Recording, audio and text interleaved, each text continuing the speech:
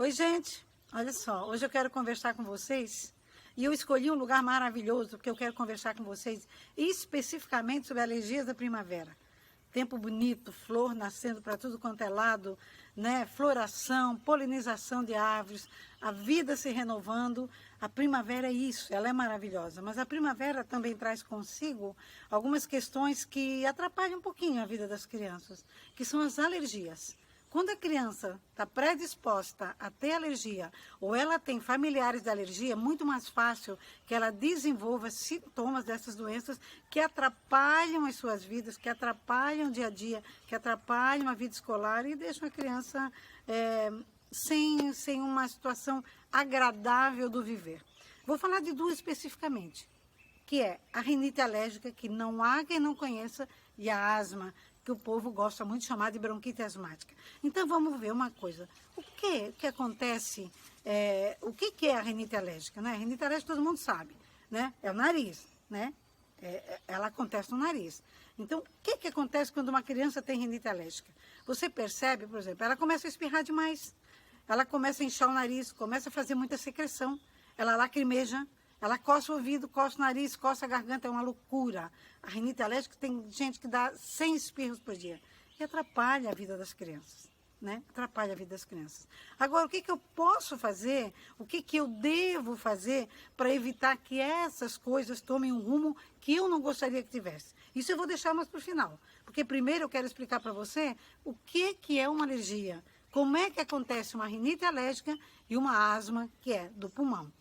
É o seguinte, quando o nosso corpo ele tem uma sensação, o cérebro sente que ele está sendo invadido por um pólen, por um mofo, por alguma coisa nesse aspecto, que está entrando no nariz, que está entrando na via aérea respiratória. Quando isso acontece, o nosso corpo fabrica substâncias de defesa e fabrica também células de defesa.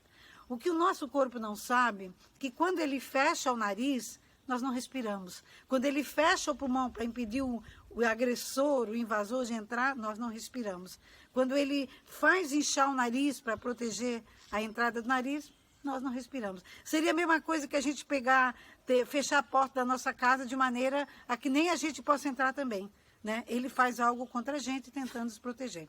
E aí é isso que acontece nas alergias.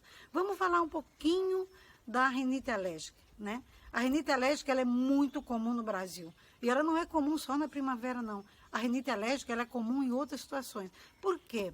Porque não são só os pólens. Não é só a gramínea que está crescendo que vai fazer a criança ter uma crise de rinite alérgica. O mofo, desodorante, ar-condicionado, giz, perfume, cheiro forte tipo limpeza de casa. Todas essas coisas, o ácaro que está na poeira, bichinho feio se você vira ao microscópio, que entra no nariz, que entra no pulmão. Então, coisas importantes a fazer em rinite alérgica é impedir que essas coisas tenham contato com uma criança que já tem um diagnóstico ou que tem na família casos de rinite alérgica, né? Na minha família, por exemplo, quando nasce, quase todo mundo tem rinite alérgica. Então, quando uma criança nasce, a gente já sabe o que vai fazer. A gente não põe tapete em quarto, carpê nem pensar. Nem pode fumar perto de criança de jeito nenhum. Varrer casa perto de criança, não pode. Limpar com produto forte, não pode. Tá? Se a criança vai para a escola, cuidado com giz. Todas essas coisas básicas, cortinas, evitam o desencadeamento de crise. Uma outra coisa que não pode fazer, que eu gostaria que vocês observassem, é o seguinte, quando a criança é maiorzinha e ela não cresceu tanto, a gente tende a pegar roupas que ela já usou tempos atrás e que servem, e a gente então traz de volta para a criança utilizar. Ali tem mofo, ali tem ácaro. Antes de fazer isso, ou abrir caixas perto das crianças, é importante que a gente leve para a rua, tire as roupas, lave bem lavadinho e depois deixar a criança usar. Uma coisa importante, cuidado com amaciante, cuidado com cheiros fortes também que se usam nas roupas. Agora vamos para a segunda doença de característica alérgica que também atinge bastante a criança na primavera, que é a asma brônquica, né? A asma é uma situação difícil, porque a asma é o nosso pulmão fechado sem nos deixar respirar, né? Essas coisas todas que eu falei para a rinite alérgica, elas também acontecem com a asma.